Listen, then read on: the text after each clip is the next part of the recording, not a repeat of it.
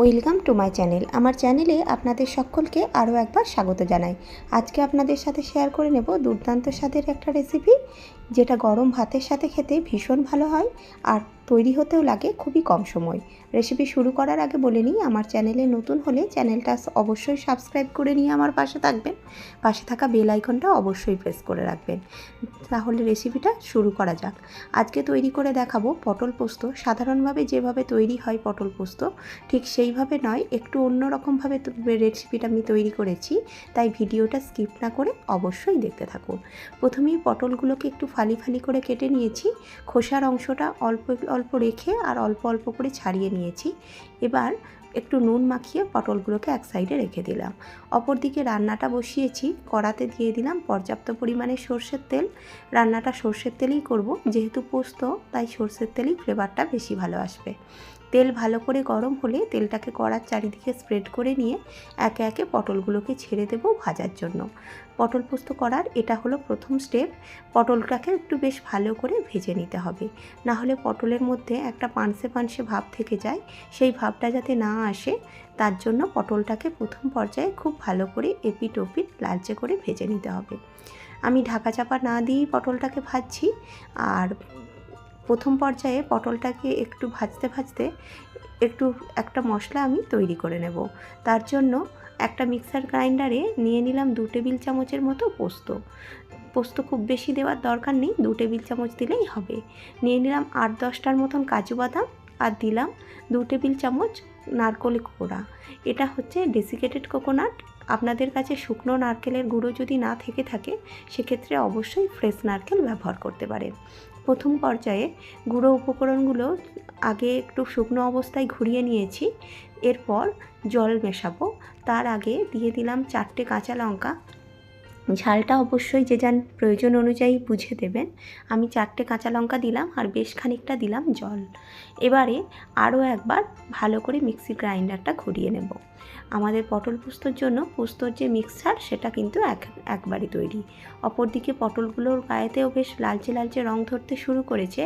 এবার পটলগুলোকে আর এক পিঠ উল্টে দিয়ে, দেখতেই পাচ্ছেন অপর পিঠটাও বেশ ভালো করে ভাজা হয়ে গেছে। আর বেশিক্ষণ ভাজবো না, এবারে পটলগুলোকে তুলে রাখবো। পটলগুলোকে এর পর্যায়ে একটা অন্য পাত্রে তুলে নিয়ে রেখে দেব। এরপর রান্নার পরবর্তী স্টেপে আসব। পটল ভাজার যে তেলটা, যদিও তেলটা একটু কালো হয়ে গেছে, কিন্তু তেলটা নষ্ট করব না, সেই তেলের মধ্যেই রান্নাটা আমি করব।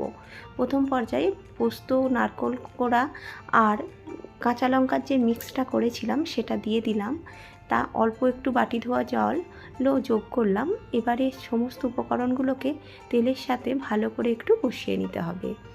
এই পর্যায়টা খুব বেশি সময় লাগবে না, আর গ্যাসের ফ্লেমটা একদম কমিয়ে রেখেছি।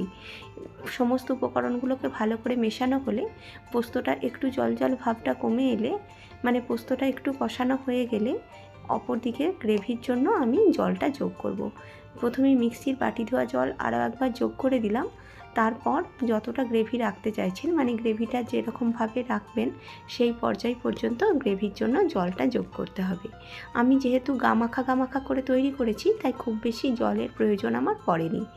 এবারে দিলাম আগে থেকে ভেজে তুলে রাখা পটলগুলো, সেগুলোও ভালো করে মিশিয়ে দিলাম। আর অপরদিকে গ্রেভির জন্য অল্প একটু, মানে চামচ 3 মতন জল আমি এক্ষেত্রে যোগ করে দিলাম। এবারে পটলগুলোকে পোস্তর সাথে খুব ভালো করে ফুটতে হবে। দিয়ে দিলাম স্বাদ অনুযায়ী লবণ। অন্য আর কিছু যোগ করার দরকার এক্ষেত্রে পড়বে না। রেসিপিটা এমনি খেতে খুব সুন্দর হয়ে থাকে, তা নিশ্চয়ই আপনারা জানেন। তবে চাইলে এই সময় ঝালের জন্য অল্প একটু লঙ্কার গুঁড়োও যোগ করতে পারেন, কালারও সেক্ষেত্রে একটু ভালো কালার আসে। আমি লঙ্কার গুঁড়ো যোগ না করেই রেসিপিটা তৈরি করেছি। এবারে আরও মিনিট 2 মতন একটু ফুটিয়ে নেব। এখন গ্যাসের ফ্লেমটা অফ করে ওপর থেকে দিয়ে দেব 2 চামচের মতো সর্ষের তেল। কাঁচা সর্ষের তেলটা দিলে ফ্লেভারটা খুব ভালো আসে। তৈরি হয়ে গেল দুর্দান্ত স্বাদের পটল পোস্তর রেসিপি। আজকের এই রেসিপি আপনাদের কেমন লাগলো তা আমাকে একটা ছোট্ট কমেন্ট করে জানাতে পারেন। ভালো লাগলে লাইক ও শেয়ার করে আমার পাশে থাকবেন। আমার থেকে নিত্য নতুন এই ধরনের রেসিপির ভিডিও পাওয়ার জন্য আমার চ্যানেলটা এখনও না সাবস্ক্রাইব করে থাকলে সাবস্ক্রাইব করে নিয়ে আমার পাশে থাকবেন। পাশে থাকা বেল আইকনটা অবশ্যই প্রেস করে রাখবেন, তাতে করে আমি নতুন কোনো ভিডিও আপলোড করলে ভিডিওর নোটিফিকেশান সবার আগে আপনার কাছে পৌঁছে যাবে। দেখা হবে খুব তাড়াতাড়ি। ততক্ষণের জন্য সকলে ভালো থাকবেন। ধন্যবাদ।